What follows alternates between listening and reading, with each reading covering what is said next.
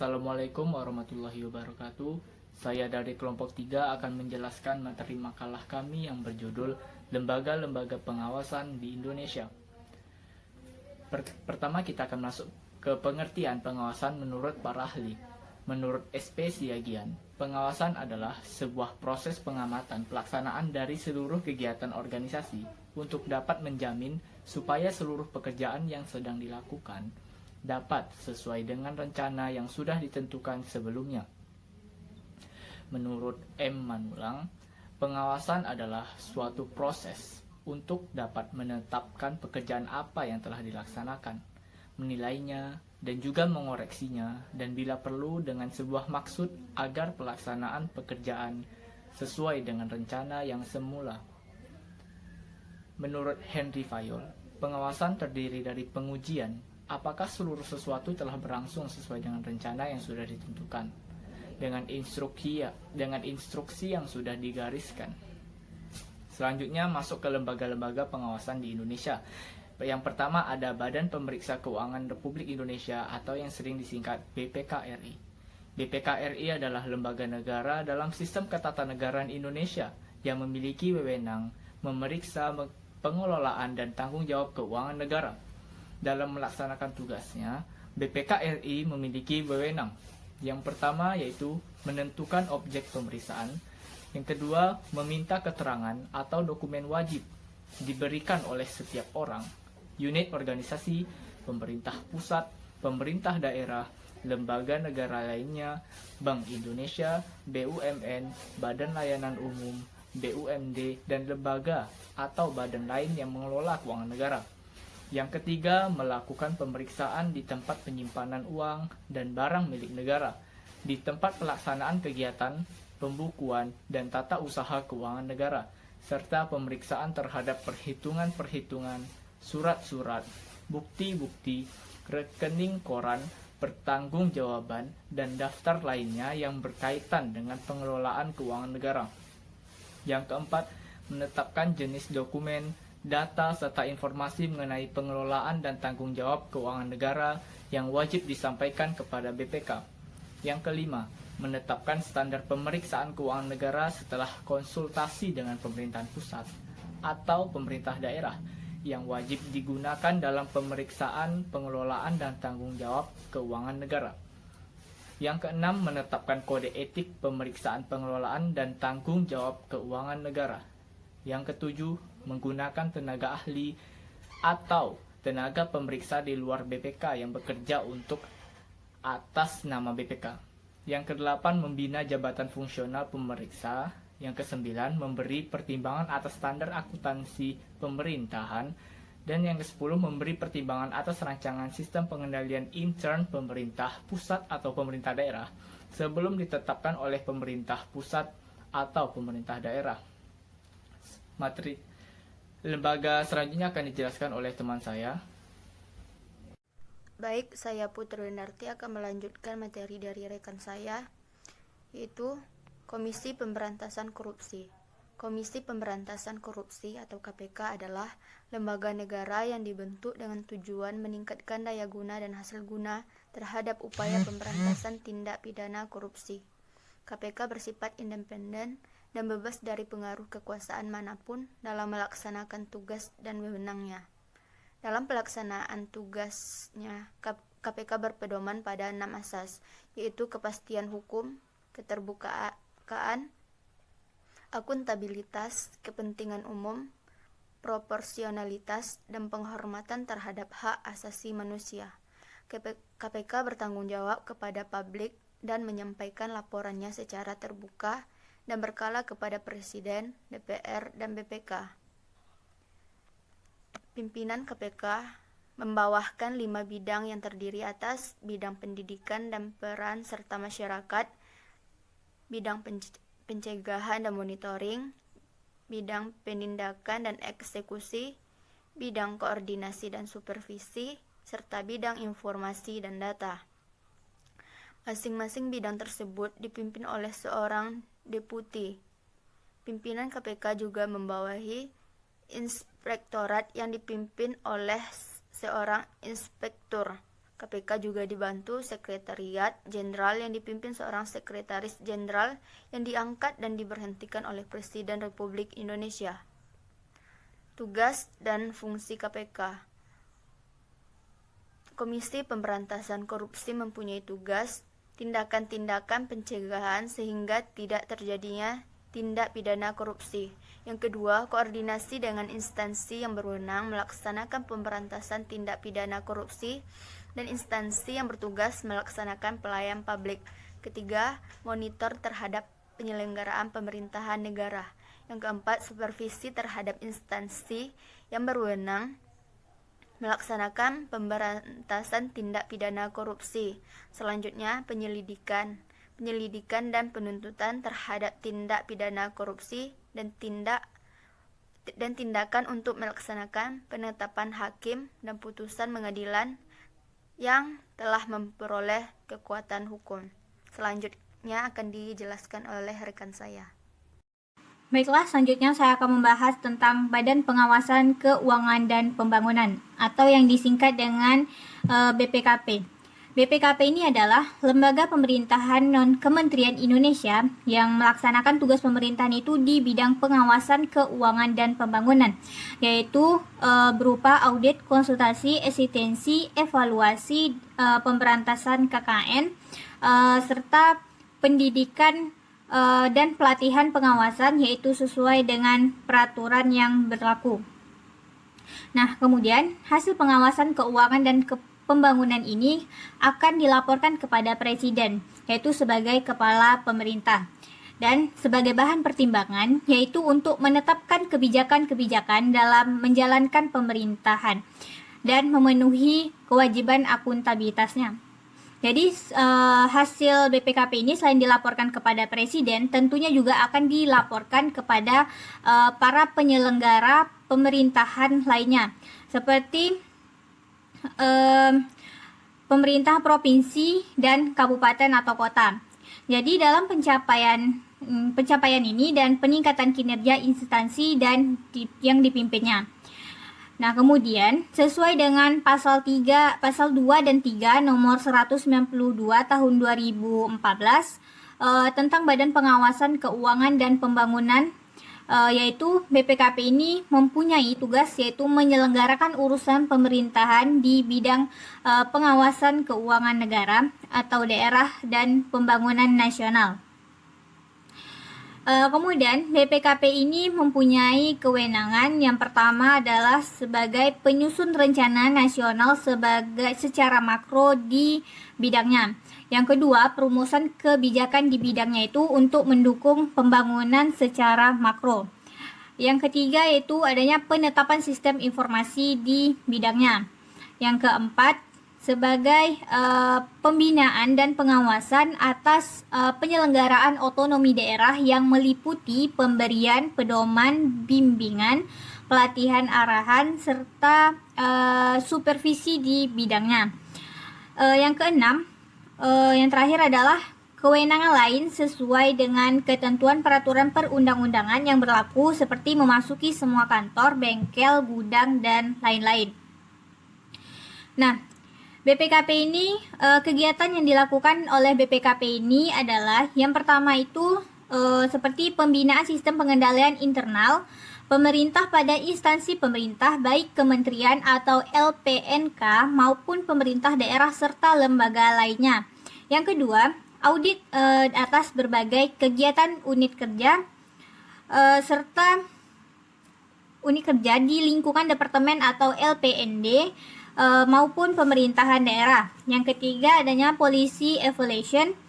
Yang keempat yaitu asistensi akuntabilitas kinerja instansi pemerintah. Yang kelima, audit investigatif atas kasus berindikasi korupsi. Baiklah, pembahasan selanjutnya akan dibahas oleh rekan saya Orin Handayani.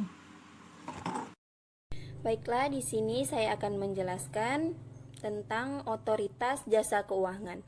Otoritas Jasa Keuangan atau lebih dikenal dengan istilah OJK adalah sebuah lembaga kepengawasan jasa keuangan yang independen dan mengawasi industri perbankan. pasar modal, redaksana, perusahaan, pembiayaan, dana pensiunan, dan asuransi. Tak hanya kalangan perbankan yang berharap OJK akan lebih baik dalam pengawasan, namun juga kalangan lainnya. Pasalnya, otoritas jasa keuangan akan mengubah peranan pengawasan bank yang selama ini di bawah pengawasan Bank Indonesia. Otoritas jasa keuangan dibentuk dengan tujuan agar seluruh kegiatan di dalam sektor jasa keuangan 1. Terselenggara secara teratur, adil, transparan, dan akuntabel. 2. Mampu mewujudkan sistem keuangan yang utuh secara berkelanjutan dan stabil. Dan 3. Mampu melindungi kepentingan konsumen masyarakat. Fungsinya menyelenggarakan sistem pengaturan pengawasan terintegrasi terhadap keseluruhan kegiatan di sektor jasa keuangan. Tugasnya melakukan pengaturan pengawasan terhadap kegiatan jasa keuangan di sektor perbankan, sektor pasar modal, sektor IKNB. Untuk melakukan tugasnya, OJK mempunyai wewenang 1. Menetapkan peraturan pelaksanaan undang-undang ini. 2. Menetapkan peraturan perundang-undangan sektor jasa keuangan. 3. Menetapkan peraturan dan keputusan OJK. 4. Menetapkan peraturan mengenai pengawasan di sektor jasa keuangan. 5. Menetapkan kebijakan mengenai pelaksanaan tugas OJK. 6. Menetapkan peraturan mengenai tata cara penetapan pemerintah tertulis terhadap lembaga jasa keuangan dan pihak tertentu. 7. Menetapkan peraturan tertentu terhadap penetapan pengelolaan status pada lembaga jasa keuangan. 8. Menetapkan struktur organisasi dan infrastruktur. 9. Menetapkan peraturan mengenai tata cara pengenaan sanksi sesuai dengan ketentuan perundang-undangan di sektor jasa keuangan. Untuk melaksanakan tugas jasa keuangan, OJK memiliki kewenangan 1. Menetapkan kebijakan operasional. 2. Mengawasi pelaksanaan tugas pengawasan. Yang ketiga, melakukan pengawasan pemeriksaan, penyelidikan, perlindungan konsumen, dan tindakan lain terhadap jasa keuangan. 4. Memberikan pemerintah tertulis terhadap jasa keuangan. 5. Yang keenam, menetapkan penggunaan pengelola statuter. 7. Menetapkan sanksi administratif terhadap pihak yang melakukan pelanggaran terhadap peraturan perundang-undangan di sektor jasa keuangan. 8. Memberikan atau mencabut izin.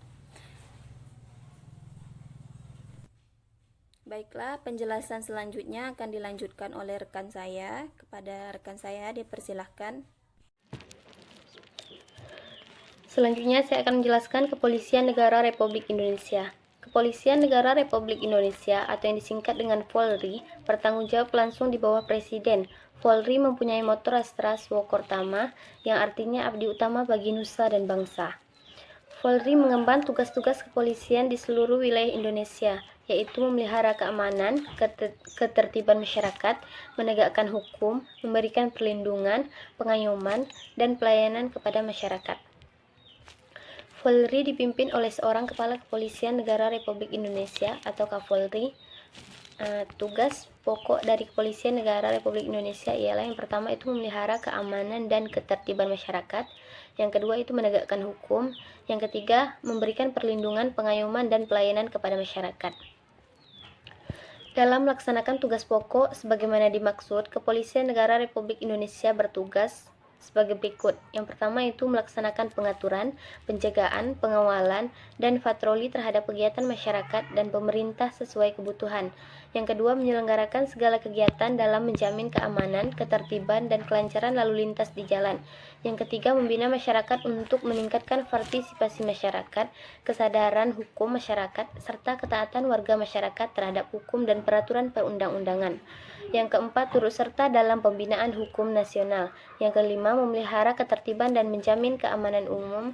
Yang keenam, melakukan koordinasi, pengawasan, dan pembinaan teknis terhadap kepolisian khusus, penyidik pegawai negeri sipil, dan bentuk-bentuk pengamanan swakarsa.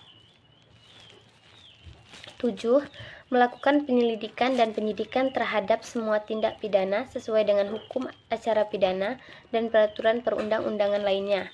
8. Menyelenggarakan identifikasi kepolisian, kedokteran kepolisian, laboratorium forensik, dan psikologi kepolisian untuk kepentingan tugas kepolisian. 9.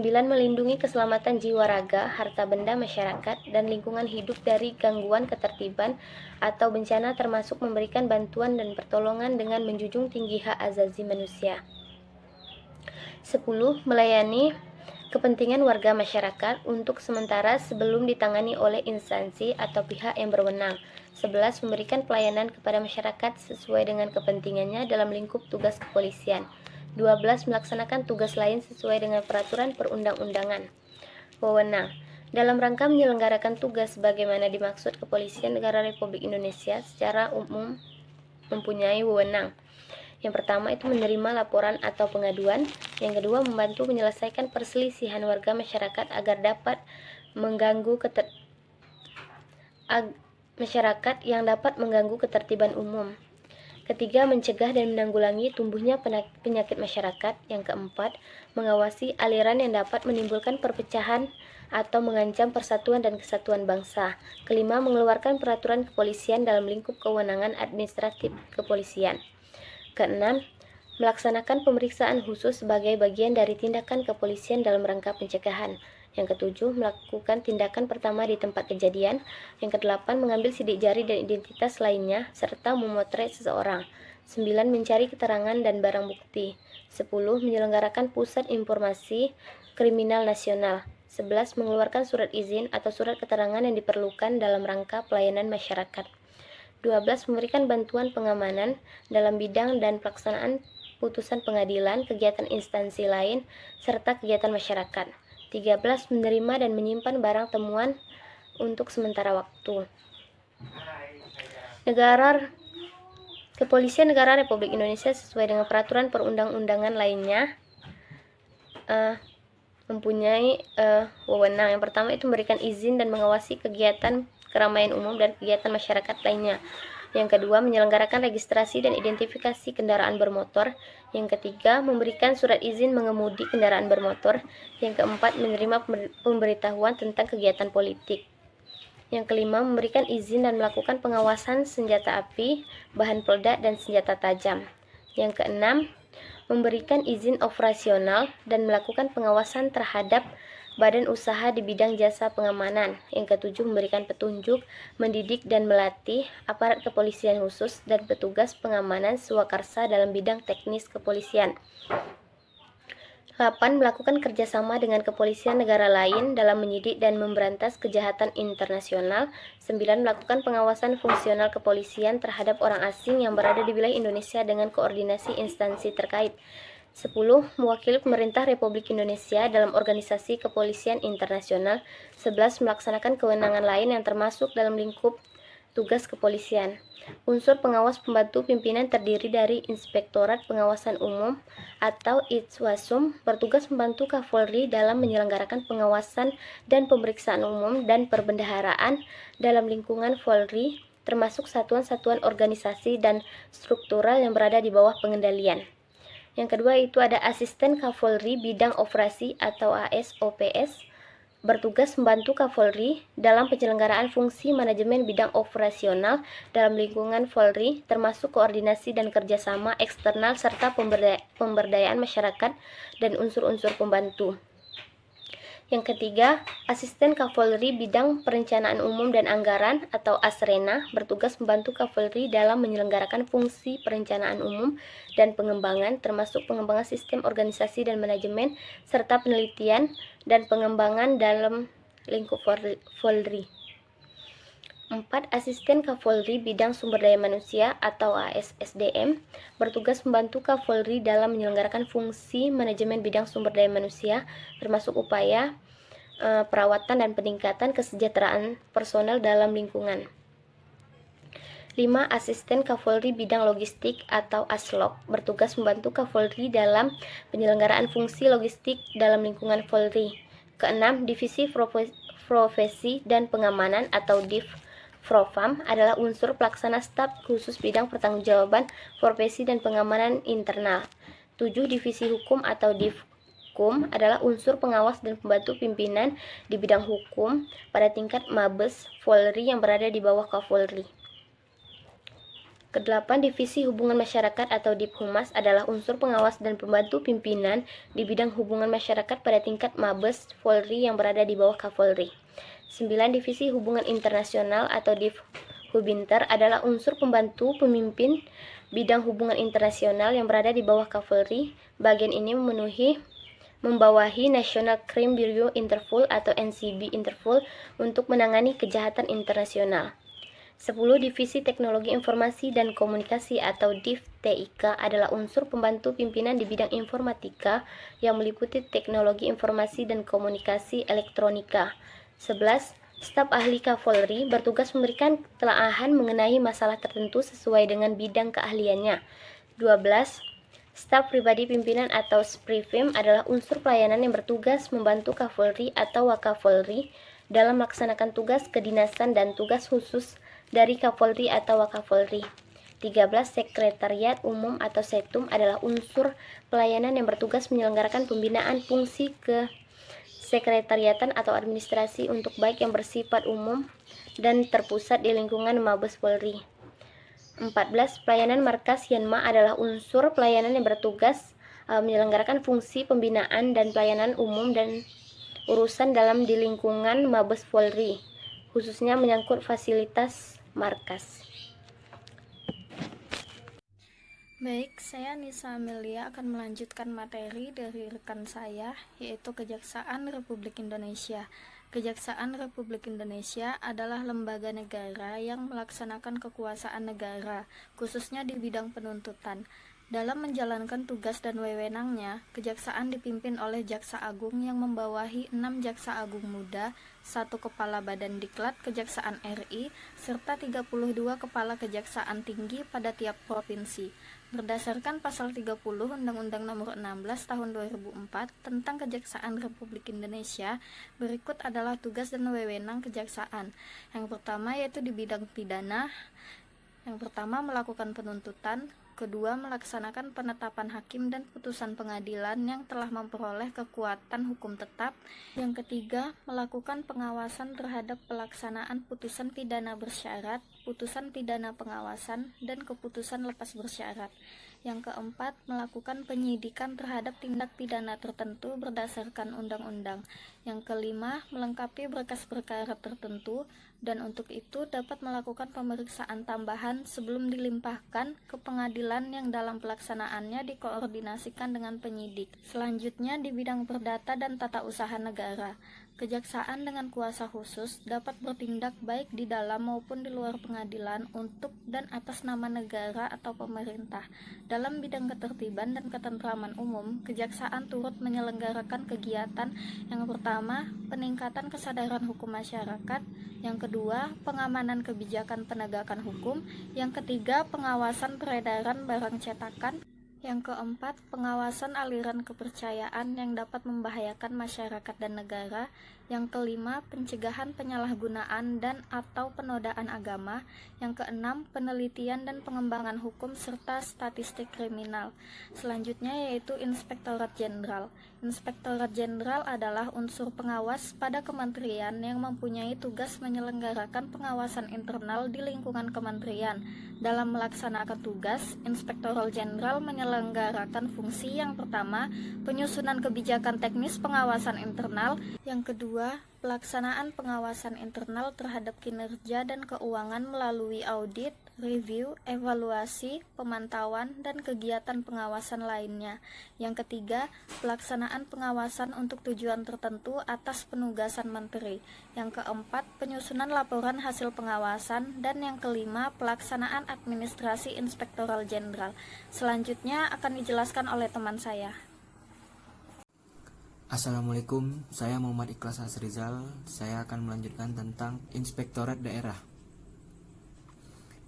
Inspektorat daerah merupakan unsur pengawasan pemerintah daerah yang dipimpin oleh inspektur yang dalam melaksanakan tugasnya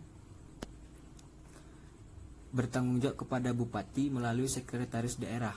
Inspektorat daerah mempunyai tugas membantu bupati melakukan pembinaan dan mengawasi pelaksanaan urusan pemerintah yang menjadi kewenangan daerah dan tugas pembantu oleh perangkat daerah. Berikutnya 2.3 kondisi pengawasan di Indonesia. Di Indonesia masih sangat banyak ditemukan penyimpangan-penyimpangan administratif seperti praktek KKN yang tersebar di penjuru daerah. Hal ini membuktikan bahwa pengawasan dalam era otonomi daerah ini masih mengalami banyak permasalahan. Lebih baik dari segi kelembagaan aparat pengawasan yang belum dapat bekerja secara sinergis, efisien, dan efektif, maupun alat-alat pengawasan lainnya berupa standar-standar sebagai dasar pelaksanaan dan sistem pengendalian intern yang belum dapat berjalan sesuai dengan yang diniatkan oleh peraturan perundang-undangan yang telah ditetapkan. Mantan Wakil Presiden Bapak Yusuf Kala mengatakan bahwa pengawasan yang banyak dan tumpang tindih dapat menyebabkan kebijakan lambat diambil dan menghambat pembangunan. Lembaga pengawasan yang terlalu banyak membuat para pejabat daerah takut mengambil kebijakan karena takut bermasalah di salah satu lembaga pengawasan. Akibatnya pembangunan yang harus dilaksanakan malah jadi terhambat dan dana yang menganggur membuat para oknum pejabat tergoda untuk memilikinya. Kesimpulan, Indonesia memiliki banyak sekali lembaga pengawasan yang diharapkan dapat berjalan secara optimal dan praktik penyimpangan administratif dapat dicegah. Namun nyatanya masih banyak terjadi penyimpangan administratif di Indonesia yang lolos dari pengawasan. Hal ini disebabkan segi kelembagaan aparat pengawasan yang belum dapat bekerja secara sinergis, efisien, dan efektif. Dengan demikian dibutuhkan langkah-langkah yang aktif untuk mengoptimalkan pengawasan di Indonesia ke depannya. Namun sebelum itu dibutuhkan komitmen yang kuat dalam menjalankan demi terwujudnya pengawasan yang optimal. Tanpa komitmen yang terpelihara akan timbul perilaku yang tidak jujur. Dapat kita bayangkan bagaimana setiap hubungan baik secara pribadi, organisasi, atau yang bersifat profesional dapat berjalan mulus. Ketidakpastian dapat menyebabkan kebingungan. Kurangnya komitmen akan menggoyahkan hubungan dan menimbulkan perasaan tidak aman. Terima kasih. Assalamualaikum warahmatullahi wabarakatuh.